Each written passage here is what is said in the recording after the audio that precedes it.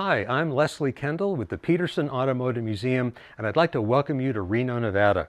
On this episode of Global Garages, we're going to visit one of the most coveted collections of automobiles in the United States.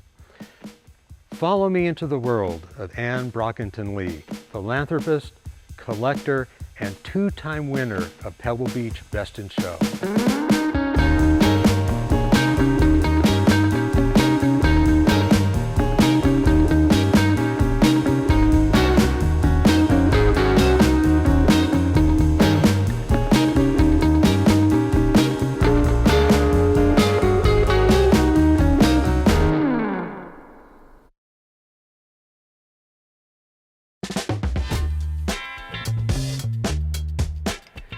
Ladies and gentlemen, we're fortunate enough to be here with Anne Brockington Lee, the manager of the Robert M. Lee collection. And Anne, this must be a dream for a car gal. It is. Well, you know, Bob started collecting cars back in the 50s. I don't think he realized that he was going to be a car collector, but he just kept buying cars that he liked, and it's a pretty good base for me to elaborate on. Yeah. So when Bob passed away in 2016, the big scuttlebutt was who was going to sell the collection. But then it became clear that I wasn't going to sell any cars. In fact, I was buying. I want to see some of what you've been buying. Well, you'll be seeing them. This area, we have our mini row, which we love, and this is the American row. Bob and I always wanted a Kaiser Darren, but unfortunately, I bought this in Scottsdale about a year after he passed away. It's a 54. It has a Cadillac engine, and this is one of the factory colors. They did the sherbet green, yellow, white, tomato soup can, red, and black. And we showed it at Quail, and it didn't get any awards, but Automobile Magazine thought it was great. 1931 Chrysler Imperial. Gorgeous. 1941 Chrysler Windsor Town & Country Barrelback, as opposed to kind of like the Woody, hatchback. yes, or a hatchback. Yeah, a 427 Corvette. Yes. Oh my God. Stingray, body by Fisher, and a 59 Chevrolet Impala. I actually learned to drive in a 1957 Chevrolet Nomad station wagon. What a fun car to learn to drive on. Yellow with fins that were metallic green inside. Okay. As one does during Yes, yes. This is a 1931 Daimler 6650 Corsica drophead coupe. We showed this at Pebble Beach in 2006, and after having shown for 20 years, we finally won Best of Show. We came close many, many times, but our first Best of Show was this car. Well, they did right by this car. It's a Best of Show car every way you can look at it. The proportions, the design, the grandeur of the car. But Yes. I want to ask you something, with your experience with this car. What was it like to win Pebble Beach? Oh. How did that feel after all this time? It was unbelievable, unbelievable. And here's a picture of Bob getting out of the car, There he is. which I love. It's like triumphant. And yes, It's he's like so triumphant. excited. You know, and it's not over until they call you. That's right. I mean, anything could happen out on that field. As we know. We have two special roadsters. This is a 1935 500K, and it won Pebble Beach in 1982. At that time, it was owned by Tom Perkins. And this is probably my favorite car. It's a 1937 Horch 853 Sport Cabriolet, body by Volan Rohrbach. And when this won, this was our second win at Pebble Beach, you know, the buzz was on. Oh, that's Best of Show, that's Best of Show. And oh, and it's gonna be, and I'm like, it ain't over until they call your name on the field. You never know. And I couldn't eat the whole week. This was restored completely in-house by our in-house restoration team, and it's flawless. And I want to say, you show so much enthusiasm for this. It's obvious that these cars are important to you. Yes. Why do you think they resonate with other people? And why do you think it's so important to keep cars like this in front of people? Well, you know, people have asked me, how do you get young people involved? I don't know what the formula is. I think you just have to feel the passion. And once you get the bug, you know, that's it. It's hard to get rid of the bug. It's hard to get rid of the have bug. it. And, you know, even every car auction, I'm like, oh, we want that one. Oh, we want that one. I have to stop. I was going to ask you to tell us a little bit about the car collector community in Reno and what that's like for you. Well, one reason Reno is so popular with car collectors is the climate. It's nice and dry.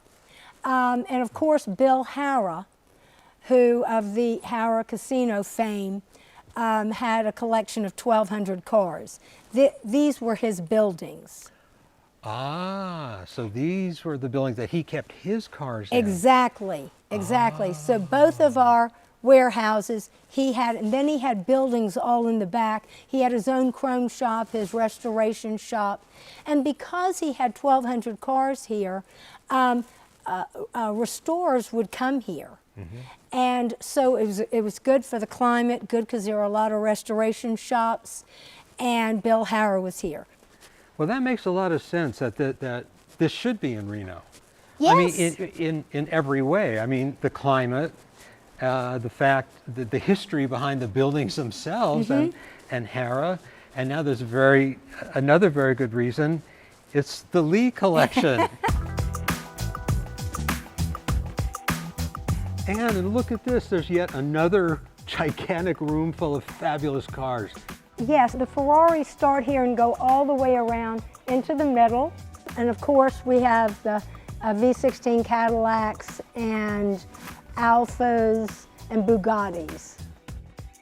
This is a 250 GT. It was Bob's first Ferrari that he bought directly from Enzo Ferrari. Directly from Enzo? Directly from Enzo Ferrari. He had the good fortune of meeting Enzo in Modena, where they service cars. And he said, if you ever buy a car, you buy it from Ferrari, not from Luigi Canetti in New York. And so Bob remembered that. When he got back to New York, he went to the New York show and he saw this car and he said, oh my God. And so Bob, remembering the conversation with Enzo, went back and sent Enzo a telex and said, I don't know, I just saw this fabulous 250 GT. I don't know how much the car is worth, but I have $9,500 in my savings account and I offer that for the car. 2 days later, he got a call from the gentleman at the stand. And the gentleman said, I don't know who you are. I don't know how you know Ferrari. Even I, Luigi Canetti, his North American importer, cannot buy the car. I've been instructed to sell you this car for $9,500, and I know it cost the factory 3 times that to build. Bring me a cashier's check. And he slammed the phone on Bob. And Luigi was not happy about it, but they became very, very close friends, lifelong friends.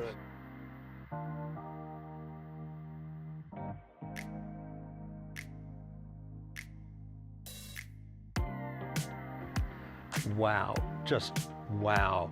I work at the Petersen Automotive Museum and I see some interesting cars, but Ann's collection is like nothing I've ever seen before. The depth, the breadth, the quality, it's all there. And Ann is the perfect host. We look forward to our next journey with you. I'm Leslie Kendall on behalf of Global Garages. Thanks for watching.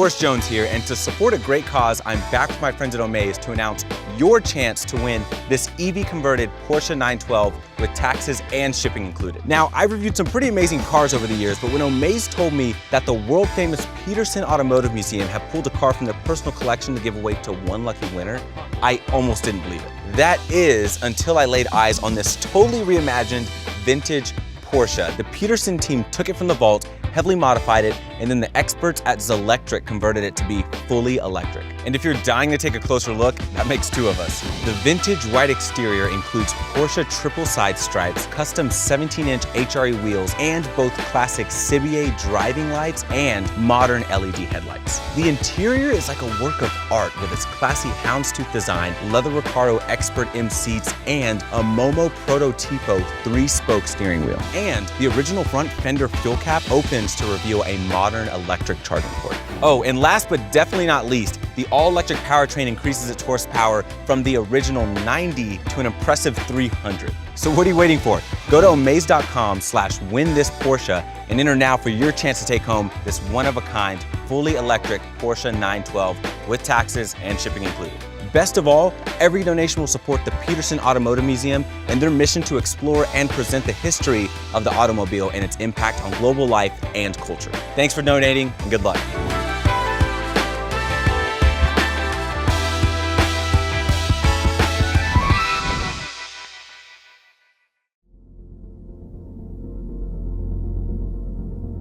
Do you like treasure hunts? We are here to show you some private collections to fuel your passion, super secret location, nice cars, and everything you could ever wish for. We're taking you on a journey to leave your daily life behind. Are you ready for a secret adventure? Hi, I'm Jay from Collectors Car World, and I'm here to show you this private and amazing car collection. And let's be honest, this is the kind of car collection that you would usually never get a chance to ever see in your whole life. And let's take a look at this. That's what I would call a real snake, or should I say cobra pit. This car has a great history and is one of the very early Cobras. Unlike all the others, it was not shipped over from the UK engineless to the US to receive the engine in the US, but was completed already at the AC factory before being presented at the show car at the Paris Motor Show, as well as at the London Earl Court Motor Show in 1962. Formula One driver Jochen Maas and UK race legend and Cobra race driver Jack Sears drove the car during classic car events in recent years.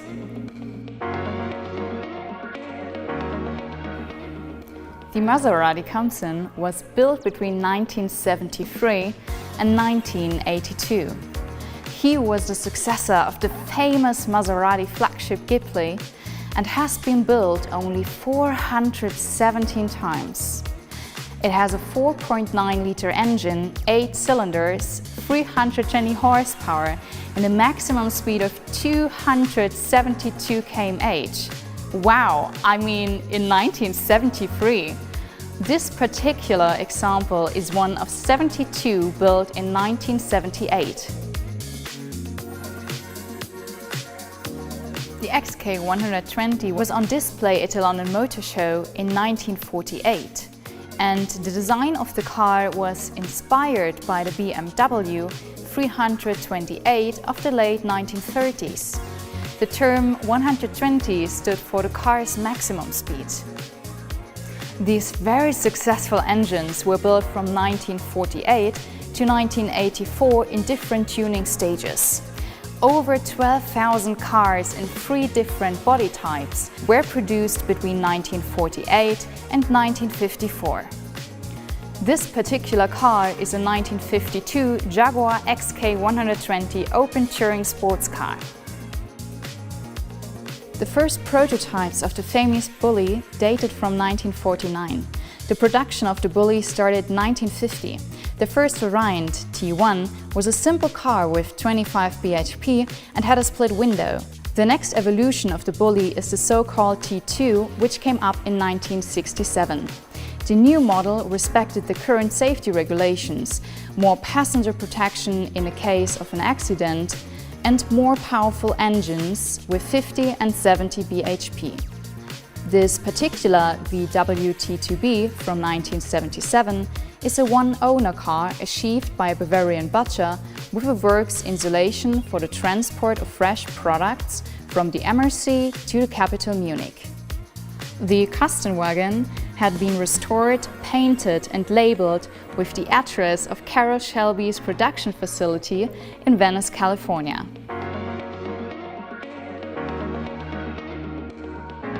After his victory in 1959 in Le Mans with Aston Martin, Carroll Shelby had to resign motor racing due to heart problems. It was his intention to build up a US racing team to beat Ferrari. As he did not find a competitive US car, he asked several English manufacturers to buy a chassis with bodiless engine and gearbox. Most refused his wishes. AC, however, a company which in earlier times started production with small cars for disabled people, was in trouble financially. Shelby made a deal for the AC Ace, which was fitted with Bristol, AC and Ford engines. The design of the body was similar to the Italian Barchetta, but the chassis was far more than a Ferrari at that time.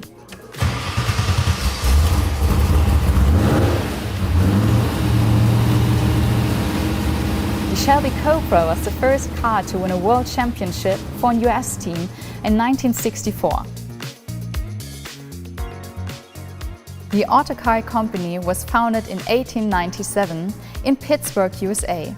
From 1901 on, the company started the production of passenger cars. From 1907, production of lorries was added. In 1912, Autocar stopped the production of passenger cars and focused solely on trucks. This Autocar was built in 1904. It was called an X-Type back then. 4-seater, 2-cylinder, 1,100 cubic centimeters and 12 horsepower. The early history of this car remains a secret. Most likely in 1950 it arrived in UK and was later acquired by an undertaker who started participating in the famous London to Brighton run. The current owner acquired the car in 2007 and has since then participated in the London to Brighton run every single year, 15 times in a row. Formula One driver Jochen Maas and British race legend, the gentleman Jack Sears, drove the car on the run and in other classic car events like the Crown Prince Wilhelm Reisens in 2012 and 2014. Also, Ross Brown, a former Formula One team owner, and granddaughter Jutta Benz of Carl Benz were pictured in the car. I mean, this is such a cool car, an absolute all-time classic. 1993, the board decided to develop a great BMW sports car. It should become a project at the end of the working time of CEO Eberhard von Kuenheim. Chief designer was Chris Spangle, exterior designer Henrik Fiske. Its first presentation was 1997 at the Tokyo Motor Show. BMW had a 3-year contract with producer Albert Broccoli and James Bond to place their cars BMW Z3, BMW 750 and BMW C8. And that's it. I hope you liked seeing the selected cars of this private car collection. And if you have a private car collection and your own and want us to show it to the whole world, reach out to collectorscarworld.com.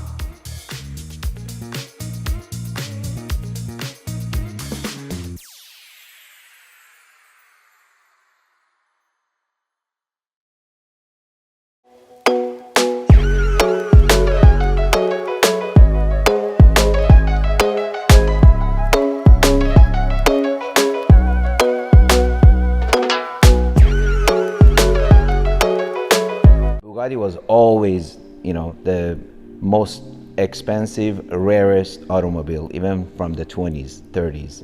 And that's why Shah of Iran had a Bugatti.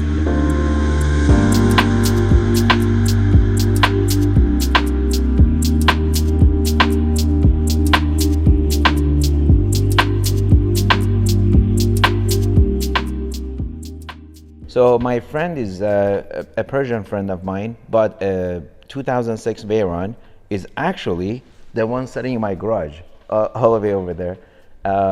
And he used to come to my house parties, and everybody used to gather about his car. And I didn't know much about the Bugatti brand until I saw it on Discovery Channel. I think it was like an hour-and-a-half documentary. They show what they went through the process of building these cars, and I was wowed.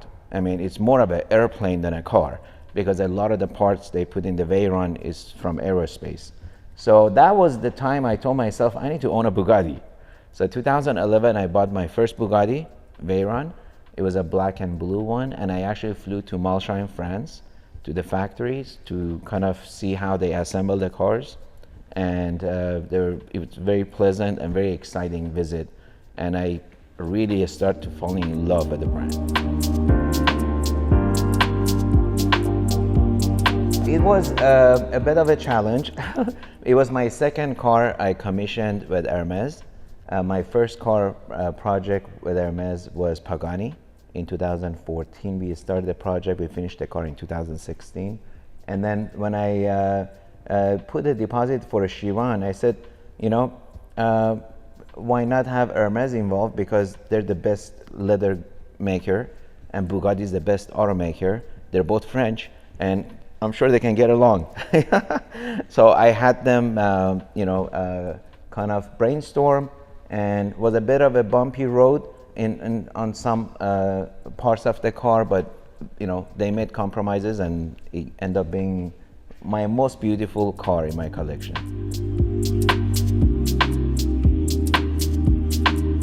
Wow, well, big difference from the Veyron to the Chiron. It has the suspensions much more comfortable. The noise in the cockpit is much less. The Veyron, I remember taking it one time with my wife to Los Angeles about 10 years ago. And by the time we came back, we both had a migraine. And you can't begin, you have to yell to kind of hear each other. It's very loud. But the Chiron, obviously, aside from having more power, it's much smoother, better suspension, and also much quieter cockpit. And it's got some cool lights too, like the LED light that separates the passenger and the driver, and along with 500 horsepower more.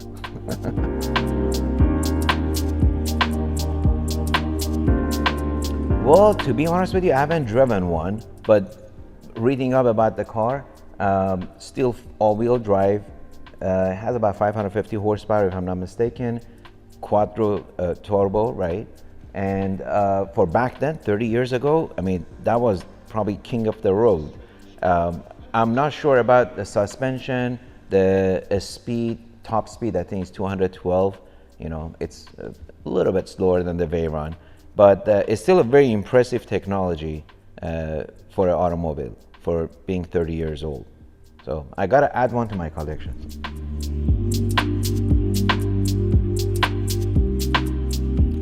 I wish I could say yes, but I have done 200 miles an hour in a Bugatti, and I can't tell you where, but and it's a different feel. I mean, most people have done 100 miles an hour probably, but 150, but once you go over 180, 190, 200, everything gets quiet and things go much sonically faster. I do want to do the top speed in my Bugatti, and I know there is an event every year at Sun Valley that you could attend for a small fee and take your car and do a top speed. It happens to be in July every year, and every year in July I'm in Europe. But one of these years I'm going to skip my Europe trip so I can do the top speed in my Bugatti.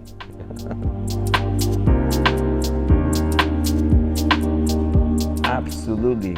Well, Bugatti just merged with Rimac, which is an electric car maker.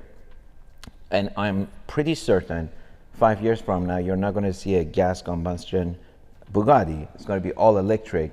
For that reason, I think all these will be piece of history and extremely rare 20, 30 years from now, just like, Shah's Bugatti.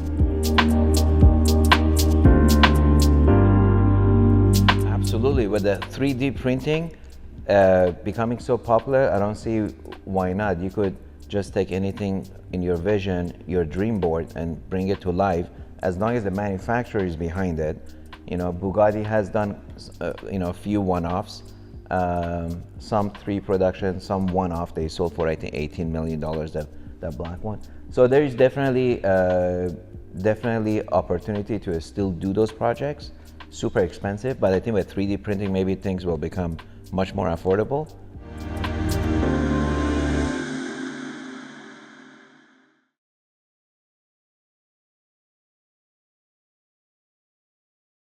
Hi, I'm Manny Khoshbin. You're in my man cave, and today I'm going to give you a tour of my garage.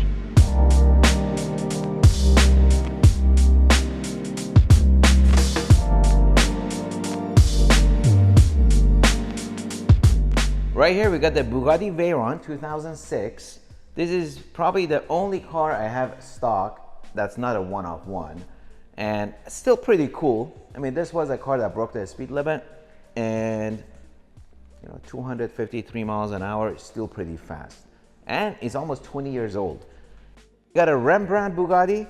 This is one of my favorite cars in my collection because I get to smoke my cigar, and it does 253 miles an hour without the top.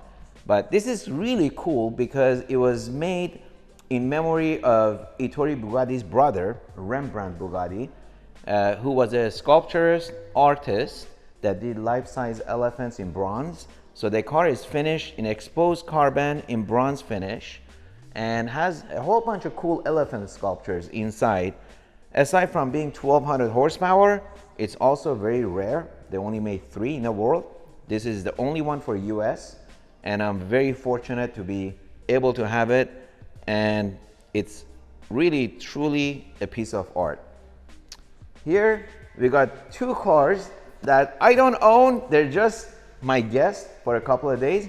Compliments of Petersen Museum. Thank you. This is an EB110, very rare as well. I think they made 139 of these. And this one here is the regular version, which has 550 horsepower. There is also Super Sports they made with more horsepower. And then here is really the jewel of my showroom. I don't own the car again, it's Petersen Museum, but this is a Bugatti that was gifted to Shah of Iran back in 1939. It's the one-off Bugatti as a gift given from the government of France to Shah of Iran. So it's extremely rare, and I don't even want to guess how much it's worth, but this is just an absolute beautiful Bugatti. This is obviously fully restored, and it's 8-cylinder, I believe. I don't know how many speed transmission, but I'm guessing 3-speed for being 1939. But this is just so long. It's almost like a yacht, like an antique yacht. So gorgeous. And my dream is to drive it one day. So Petersen Museum, let's make that happen. Here is another Bugatti. This was an interesting project. I have commissioned Hermes to do 3 cars for me. This was my second car, and took me quite a while between the 2 companies to come to terms with design. But the car is finished in Cray, which is Hermes paint. It has obviously a unique horseshoe etched for Hermes emblem. The inside is all one-off design by Hermes, and also a one-off fabric. This is the only time they use this fabric pattern for interior. It's really seamless, simple, elegant. Typically Chiron seats have a lot of design curvature to the seats embedded. This one, Hermes wanted to just make it simple, really gorgeous, my favorite. And even the wheels are dipped in the paint. So one of the coolest features of the car is the rear wing. It's also painted to match the horse pattern on the fabric. And of course, I had to get the sky view.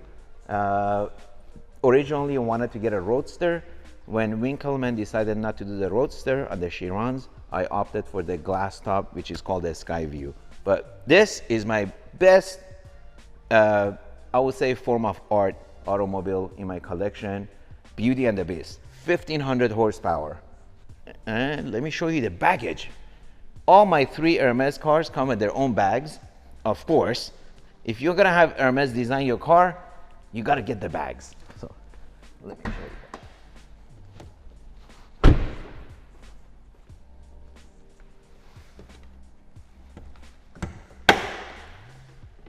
And voila! The bag also matches the same exact fabric and leather of the interior. And of course, comes with a one-off badge. And it even comes with the driving gloves made out of the same exact leather as the interior. I don't think I've ever used these.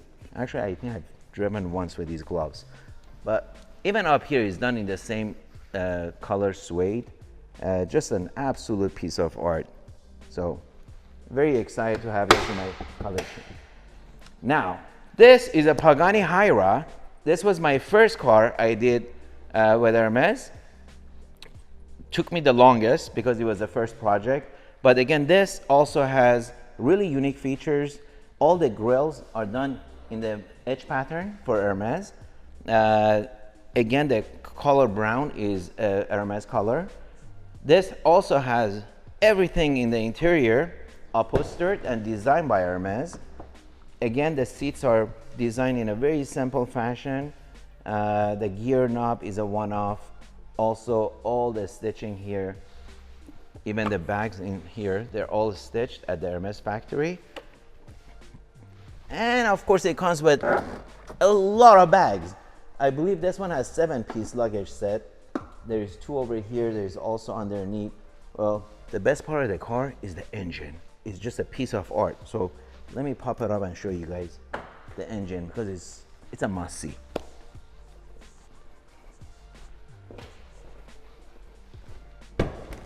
And aren't these doors cool? Look at that. And are you guys ready? And this is even signed by Hiroshi Pagani himself. And look at that engine. Of course, it's the AMG 12-cylinder twin turbo with the titanium exhaust. And this one here has a Tempesta package, which is an upgraded exhaust, bigger wheels, and a tighter suspension. And you guys ready for more bags? More Hermes bags here. So this is really cool. These are all out of the same leather as the interior. And if you want to go cross country, you have no problem for baggage room. And other cool things with this car is even the manual, all done in Hermes leather, super soft, really cool. But more than anything, I love the stitching. So this is the only Pagani with the Hermes leather stitching. Usually these come with the claps. So not the fastest car I own. I think this has 760 horsepower, but I think it's still the most detailed car, in my opinion.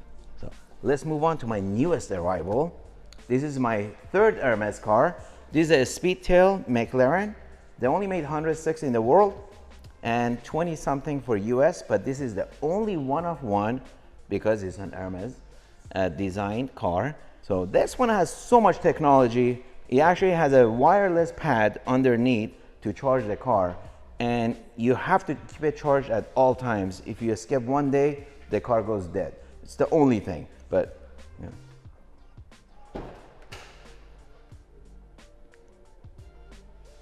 Of course, the car is extremely unique because you're a center seat driver and you're basically in the middle of the road.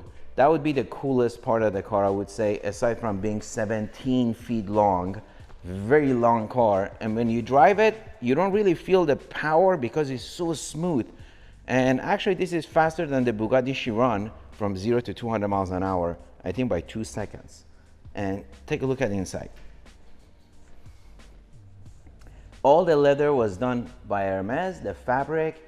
I believe this is the only Speedtail in the world that's got the entire cockpit covered with fabric or leather. The rest are exposed carbon fiber, but it's gorgeous. I just wish I didn't go so white because every time I get in and out, I leave spots. So, and the rear engine cover was also a one-off. It's got the edge pattern again for Hermes. Other cool features are the hubcaps. The hubcaps also have, in French, it says dressed by Hermes. right here. I don't speak French. I should after 3 Hermes cars, but but this is chassis number 24. It says 1 of 1, and it says dressed by Hermes. And of course, it's gotta come with a bag. Let me show you guys the bag. And voila, there is a Hermes bag that matches the car, same leather. Something else that's cool about the Speedtail is a toolkit. So it comes with a gold toolbox. I don't know who's going to use it, but it's cool in case you get stuck on the road. What else is really cool about this car? If you notice the edge here, this is really cool pattern. They put edge for Hermes into the paint. It's metallic. In the sun, it really pops. And then guess what? I put the coordinates of the factory of Hermes on one mirror and coordinates of the factory of McLaren in UK on the other one. So these are smaller details that I think it's a fantastic thing to have when you're designing a car. All right, well here we got a Ford GT. This one needs no introduction. Ford GT did an amazing job when they upgraded the design of the body, and they went from V8 to V6, but make no mistake, this V6 twin turbo is extremely fast. And I love how Ford redesigned the body. Honestly, is up par with Ferrari, Lamborghini in terms of design. It's really easy to get in and out of. And I opted for the Heritage Edition. I think they only made 40 of these. And I opted for the additional rims in carbon fiber because the car, you know, it has a lot of carbon fiber, wet look, accents, and I thought these wheels kind of goes better with the car. Otherwise, they come with like a gold wheels. And I'm sure you guys seen Ford GTs before. Nothing to brag about, but it's pretty cool. I love it. A lot of carbon fiber. All right, are you guys ready to move on to the other side? Let's go. Oh, before we get there, you should know this disc also is a piece of art that cost me a lot of money to design. Took 8 months to build it. It was 1,300. It's 1,300 pounds, solid aluminum, and it has about 2,000 screws holding it together. And they had to actually bolt it with the 10-inch screws, 3 on each side, so that this doesn't tip over. Originally, they had a wheel over here, and I wanted this to look like a jet fighter that's flying. So I told them I don't want the wheel, and that took extra 3 months because they had to go back to the drawing board and put a carbon fiber tube to hold the weight and bolt it to the ground. But it's pretty cool. Obviously, it's a B-2 fighter jet. You can see the cockpit here. There's another cockpit here, and there is thousands of CNC machine cut into this aluminum. And I don't know, I just love looking at it every day. And unfortunately, you know, when I sell the building, I'll probably have to mark up the building a couple of $1 million because I'm not going to be able to move it 1,300 pounds. These are also unique. These are made by a Japanese designer. They only made 48 in the world, and it's real carbon fiber, and it kind of looks like an Aventador Lamborghini seat pattern. I bought these, then I said, okay, I got to upgrade my desk to match my seats. So that's how this disc came about. Here we have a dirty Porsche. It's a 992 Targa Heritage Edition. They made 992. It's pretty cool because they use, some of the material they use is really classic, this type of fabric, and they brought future and the past together. It's still pretty elegant, but has that classic look. That's why it's called the Heritage. It's not the fastest Porsche. I think 450 horsepower, but it's pretty cool. I love the gold, the burgundy, and that tan interior. Gorgeous. And this is my daily driver. I drive this every day. Well, this or my other few Rolls Royces I own. I love the uniqueness of this car. The drop head is not being made anymore. They made them from 2008, which is the first year I bought mine. And then till 2017. I think it's, you know, something about this car is just longer, bulkier, sits higher, and it has some sort of a presence when you pull up. unlike the Ghost and the Dons. This is just more massive, and I love it. It's very comfortable. And then I have a little bit of an addiction with SLR McLarens. As you may know, I have, how many here? 1, 2, 3, 4, 5, 6, 7 here. I actually have 8 cars. One is at the factory being redone, but I love these cars. I think for, you know, a car that's almost 20 years old, it's gorgeous. The turbine wheels, just the long hood, all the fends, having the exhaust on the side, you know, 612 horsepower is a lot of power for a 20-year-old car. And the doors, the gullwing doors, these are just gorgeous. I have one in black, and I believe 4 in silver red, and then 1 in white and 1 in blue Roadster. And I'm working on something really cool with McLaren to do a one-off with one of my speedsters, or one of my Roadsters, I should say. So I'm pretty cool. I'm pretty excited. Pretty cool. Bragging about myself. Cut that one out. You're gonna edit this, right? I hope so. You're not gonna just upload it, right? Oh my God. So here is my favorite SLR Roadster. I just love white, as you guys can tell. I like bright colors. And this comes with a 300 SL red stitching, which is a $10,000 option. Actually, it comes with a 300 SL red interior, not stitching. But it's pretty cool. There is only a handful of these in white. And I went to buy a charger for my other SLR. And then when I bought the charger, I saw this as a consignment car. I ended up buying it, and then I came back, I forgot to buy another charger for this car. So I had to go back buy another charger, but it's a funny story. That charger cost me $250,000. So I was bored during the pandemic. I decided to make a sci-fi tunnel, a semi-shock factor to the garage, and there you have it. This is the only thing is not power, but when you come in here, you got this really cool window, and then you have this door that opens up, sometimes not. There we go. Well, I think I covered all. Thank you for watching. Never give up, dream big. I came to this country basically homeless 30 years ago, and I never give up. Chase your dreams, work hard, dreams do come true. Thank you, God bless. See you guys next time.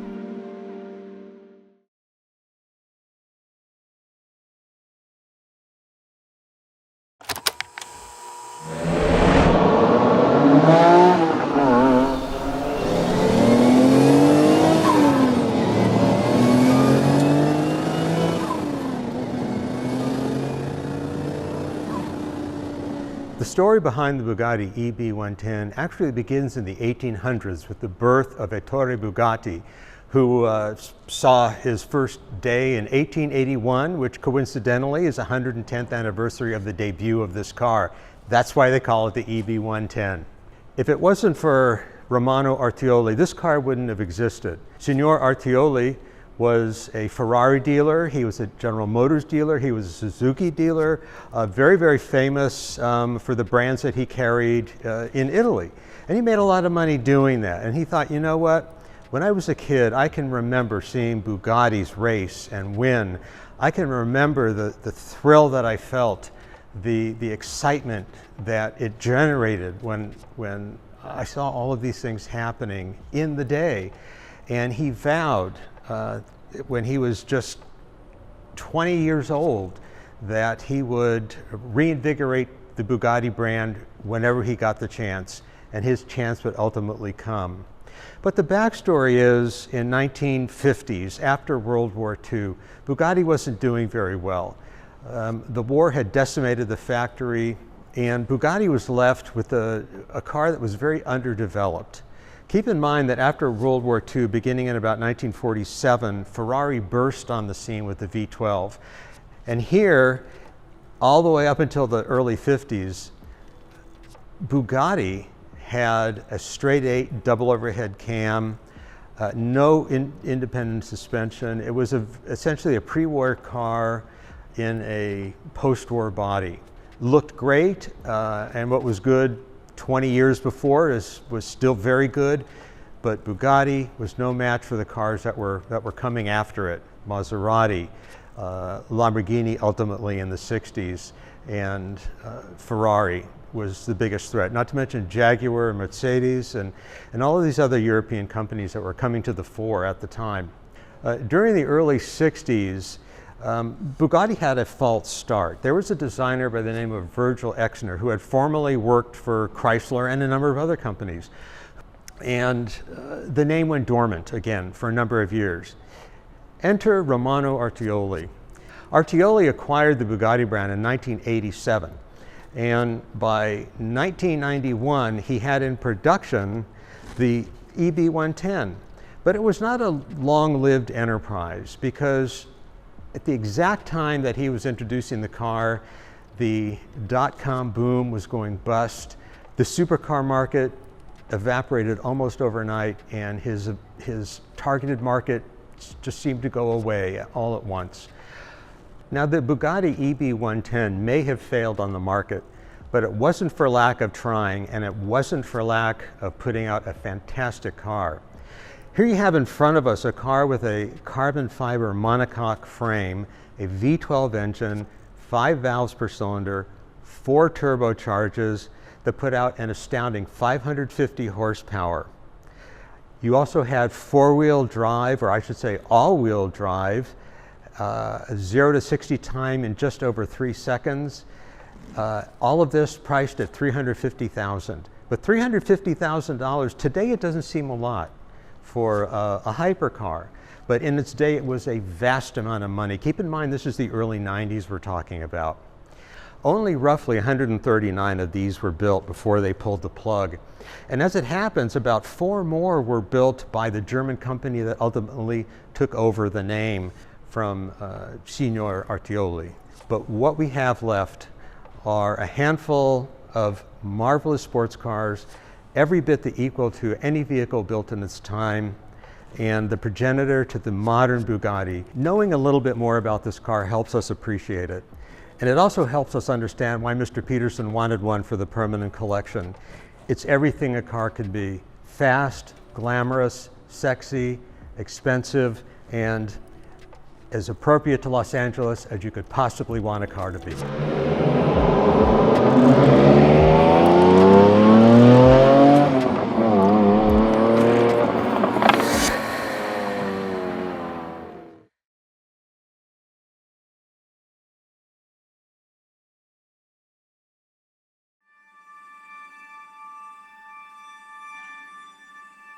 Hello, I'm Merle Mullin. We're sitting in the Under the Garden showroom at our home in Brentwood in Los Angeles that my husband Peter built 30 years ago to house what he thought would be his collection of cars.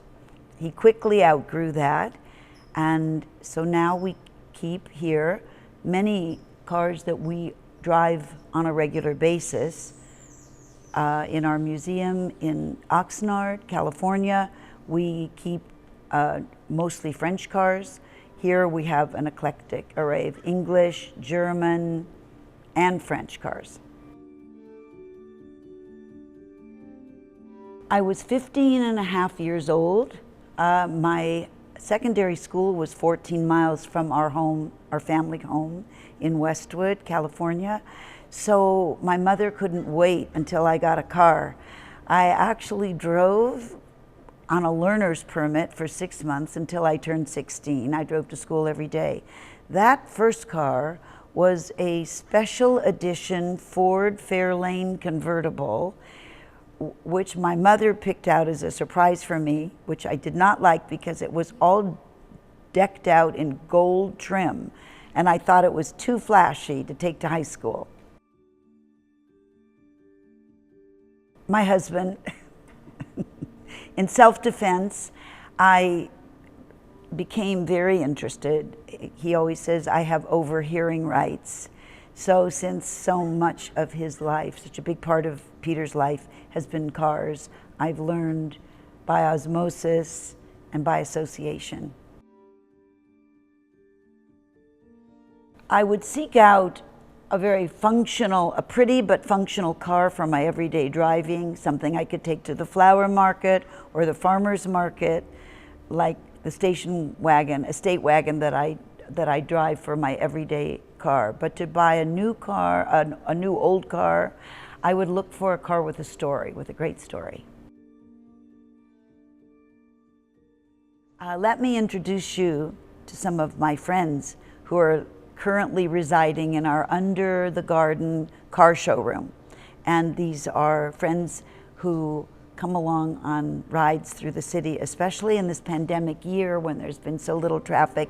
It's been a joy to run around the West Los Angeles part of the city in them.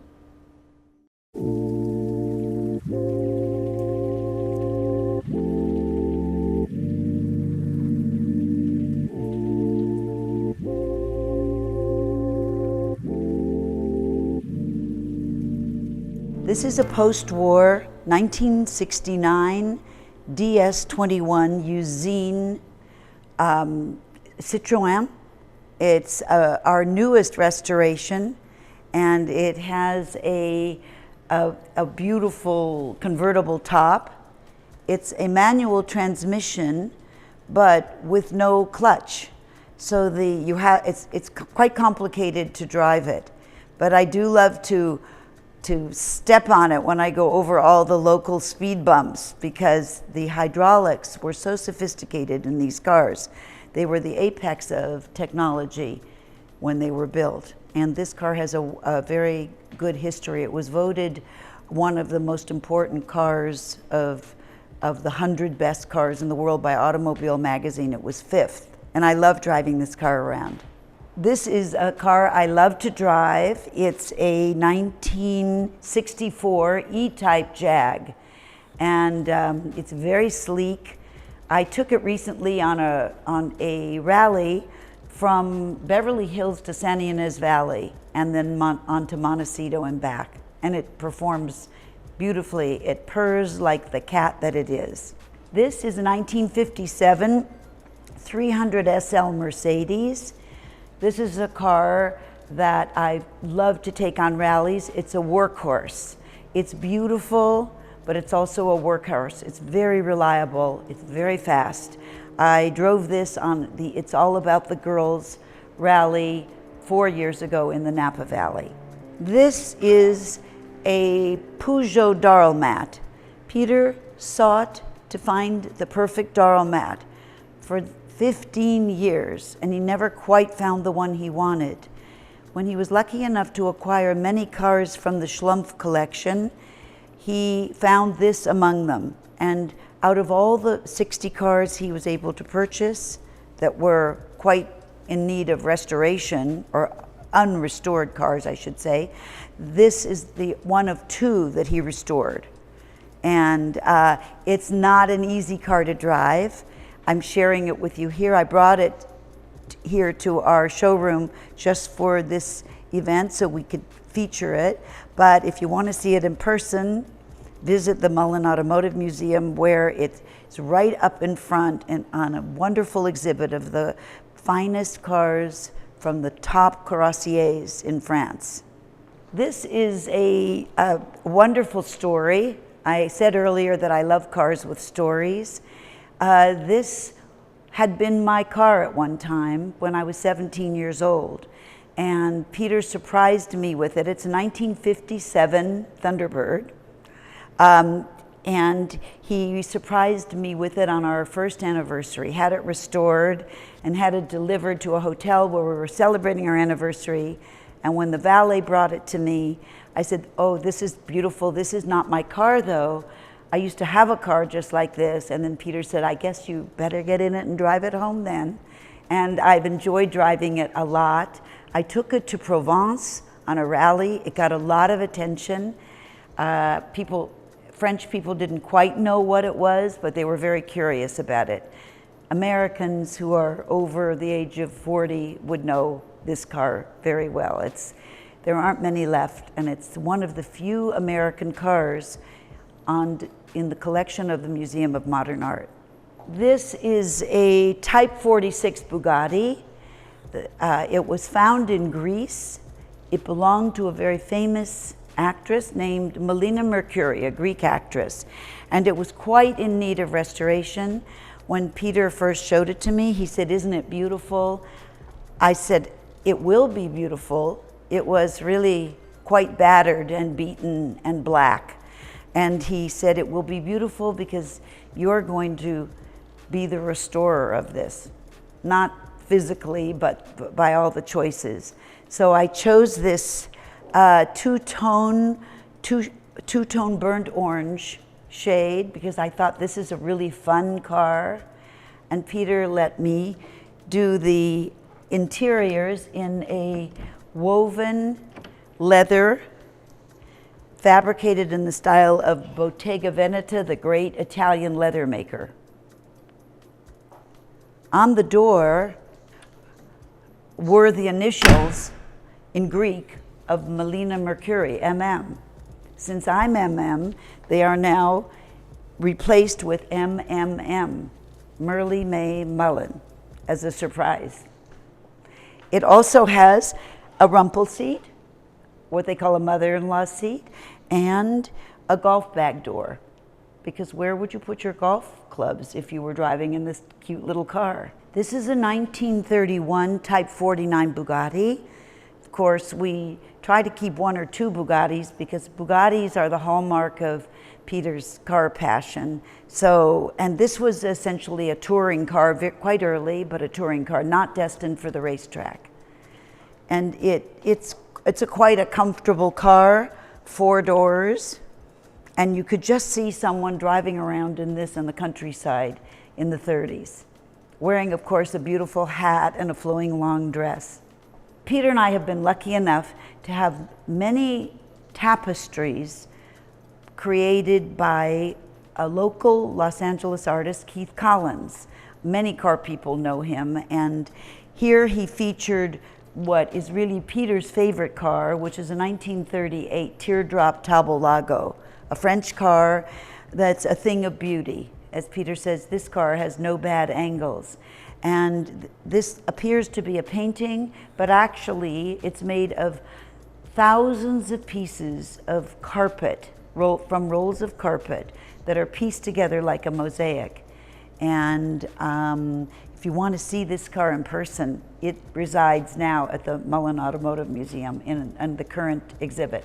You'll see many other versions of Keith Collins' work throughout this car showroom, and small vignettes, sections of cars that are so real when you look at them from afar. And close up, if you take a close up, you'll see how they're pieced together with the most amazing colors, very much like the French pointillism, where you step back and all the colors blend in to the shading and the chiaroscuro of the work. About 15 years ago, we were told about these sawhorses that were from the original Bugatti factory and the vise, the original vise. So we weren't going to be doing the body work, and for that reason we decided to turn them upside down, have embroidered on here the Ettore Bugatti logo, and use them as bar stools. My favorite car resides at the moment in a wonderful exhibit at the Oxnard Mullin Automotive Museum. It's a 165, Type 165, red Delahaye cabriolet. It's a 1938 design, beautiful swooping fenders by Fagoni and Falaschi, and won the first prize in the World's Fair of 1939 in New York. Since 2011, I have been part of a team of 4 car women, all of whom enjoy the pleasures of their husband's passion for cars. And together we have created a biennial women's car rally. We've gone to Tuscany twice, to Puglia once, to the Napa Valley, and to Provence in France. And next year, we will be going to Andermatt, Switzerland, using that as our base. There are 70 women driving 35 collector cars from about 6 or 7 countries. And most of those women have returned continually. We still have about 80% are the original participants. In self-defense, the 4 women who became the unwitting organizers were at a pre-dinner at the Quail, for the Quail event in 2010. And while all the men were nose to nose, we women got together and said, we should have our own event. And we weren't sure anyone would want to come. And we still have the same following and pretty much the same group of women. I'd say that principally the car world has been a man's passion and the expression of a man's passion. And now more women are getting involved. And I think that, taking the reins, our little group taking the reins to start It's All About the Girls Rally was a very good step forward. I noticed that a lot of the women who come on that rally are more proactive in their husband's world of cars, and several of those women are car collectors in their own rights. I think it's happening that women are being more embraced in the car world, and they're not thought of as just a navigator or co-pilot. Thank you very much for joining me in our underground showroom. It's been fun to share the cars with you. I hope you'll go to the museum and see the beautiful examples we have there.